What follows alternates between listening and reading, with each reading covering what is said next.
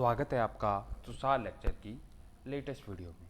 आज की वीडियो से हम क्लास 12 फिजिक्स की पहली यूनिट स्थिर वैद्युक्ति को स्टार्ट करेंगे। इस यूनिट में आपके दो लेसन आएंगे। लेसन फर्स्ट वैद्युत आवेश व क्षेत्र, लेसन 2 स्थिर वैद्युत विभव एवं धारिता। सबसे पहले हम जो हमारी यूनिट है स्थिर वैद्युक्ति उसके बारे में चर्चा करते हैं। यदि स्थिर वैद्युक्ति को दो भागों में बांटें, स्थिर और वैद्युक्ति। स्थिर का मतलब होता है रुका हुआ और वैद्युक्ति का मतलब होता है आवेश। अर्थात स्थिर वैद्युक्ति भौतिक विज्ञान की वह शाखा है जिसमें रुके हुए आवेश का अध्ययन करेंगे। अर्थात इस शाखा में, इस ब्रांच में फिजिक्स की आवेश का जो वेग है वो सदैव 0 रहेगा। आवेश को Q से प्रदर्शित करते हैं। अब हम जानेंगे अब आवेश क्या होता है। आवेश को जानने से पहले हमें द्रव्यमान के बारे में पता होना बहुत ज़रूरी है। द्रव्यमान को हम एक एग्जाम्पल समझते हैं। हम पृथ्वी पर हमेशा खड़े रहते हैं या बैठते हैं क्योंकि हम पर गुरुत्वाकर्षण बल लग रहा है। एज्यूम करते हैं ये पृथ्वी है, इस पे हम खड़े हैं। हम पृथ्वी पर गुरुत्वाकर्षण बल के कारण खड़े हैं क्योंकि पृथ्वी हम पर गुरुत्वाकर्षण बल लगा रही है। यदि हमारा भार निकाल लिया जाए, हम भारहीन हो जाएं, तो पृथ्वी का कोई गुरुत्वाकर्षण बल हम पर नहीं लगेगा। पृथ्वी ने अपनी चारों ओर ऐसा गुरुत्वीय क्षेत्र उत्पन्न किया हुआ है जिसमें कोई द्रव्यमान वाली वस्तु आती है तो उसे गुरुत्वाकर्षण बल का अनुभव होता है। यदि हम भारहीन हो गए तो हम पर कोई गुरुत्वाकर्षण बल नहीं लगेगा। अर्थात इस एग्जाम्पल से एक चीज़ समझ में आती है कि गुरुत्वाकर्षण बल का अनुभव करने के लिए द्रव्यमान की आवश्यकता होती है। अब मैं एक और सवाल पूछूं आपसे, पृथ्वी क्यों गुरुत्वाकर्षण बल लगा पा रही है? क्योंकि पृथ्वी के पास अत्यधिक मात्रा में द्रव्यमान है, इस कारण पृथ्वी हम पर गुरुत्वाकर्षण बल लगा पा रही है। अर्थात इन दो पॉइंट से हम अगर द्रव्यमान की परिभाषा निकालें तो होगी द्रव्यमान किसी वस्तु का वह मूलभूत भौतिक गुणधर्म है जिसके कारण वह गुरुत्वाकर्षण क्षेत्र उत्पन्न कर सकती है या गुरुत्वाकर्षण बल उत्पन्न कर सकती है या गुरुत्वाकर्षण बल को महसूस कर सकती है।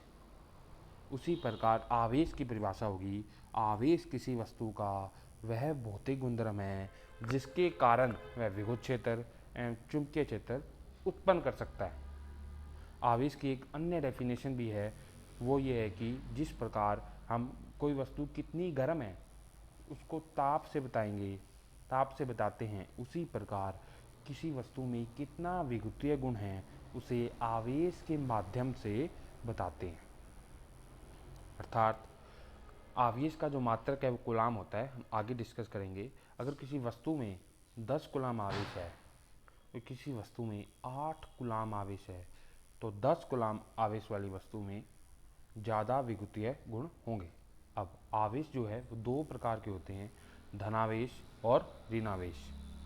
अब किसी वस्तु पे धनावेश और ऋणावेश किस प्रकार उत्पन्न होता है इसको समझाने के लिए एक अवधारणा दी गई, एक संकल्पना दी गई जिसे आवेश की संकल्पना कहते हैं। जो आवेश की संकल्पना है वो इलेक्ट्रॉन के आधार पर दी जाती है। अब किसी वस्तु पे धनावेश ऋणावेश इलेक्ट्रॉनों के स्थानांतरण से ही उत्पन्न होंगे।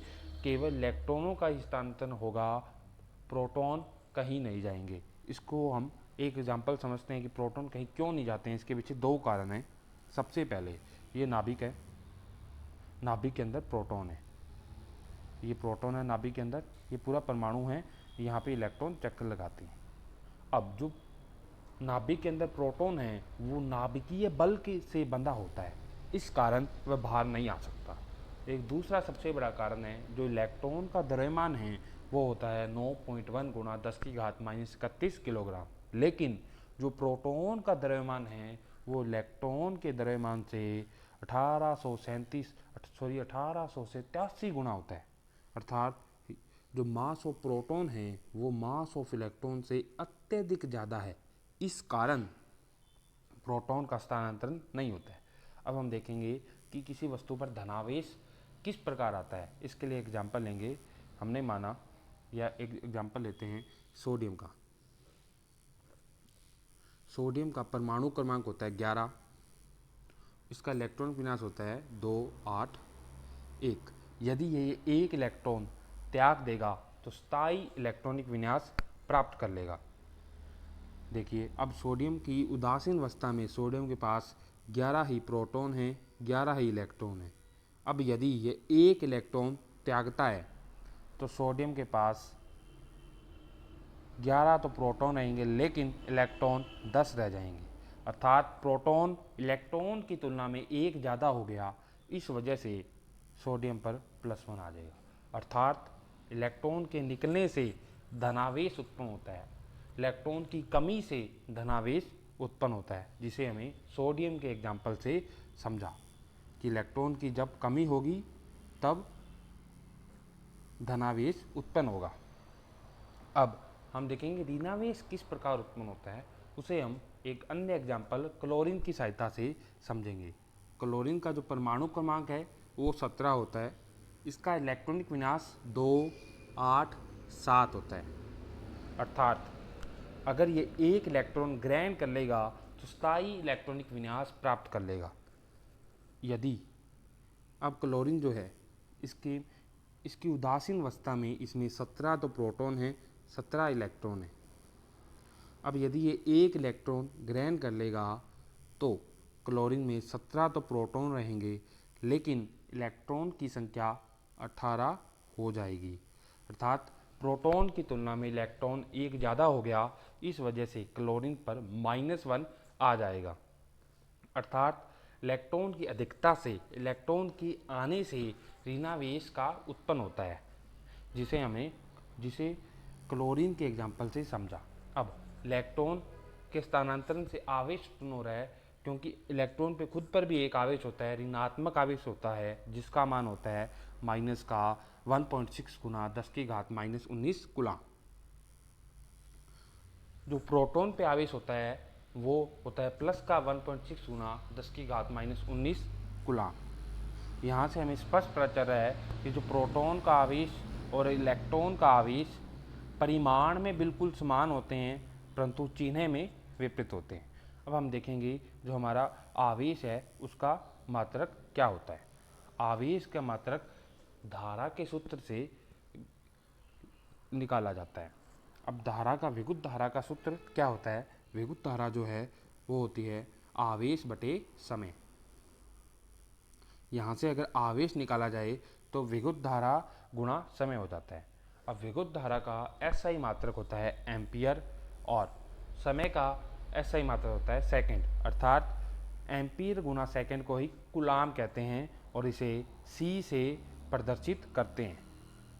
ये कूलाम आवेश का SI मात्रक है, लेकिन आवेश का CGS मात्रक होता है स्टेट कूलाम, इसे ESU भी कहते हैं। जो एक कूलाम है वो 3 × 10⁹ स्टेट कूलाम के बराबर होता है। एक जो आवेश का सबसे बड़ा मात्रक 1 फैराड होता है, और जो 1 फैराड है वो लगभग 96,500 कूलाम के बराबर होता है। तो आज की वीडियो में हमने आवेश के बारे में सीखा और किसी वस्तु पे धनावेश ऋणावेश किस प्रकार उत्पन्न होते हैं उसके बारे में सीखा। अब आने वाली वीडियो के अंदर हम आवेश के गुणधर्म व आवेश के अन्य मात्रा के बारे में पढ़ेंगे। Thanks for watching. Please subscribe the channel and share the video.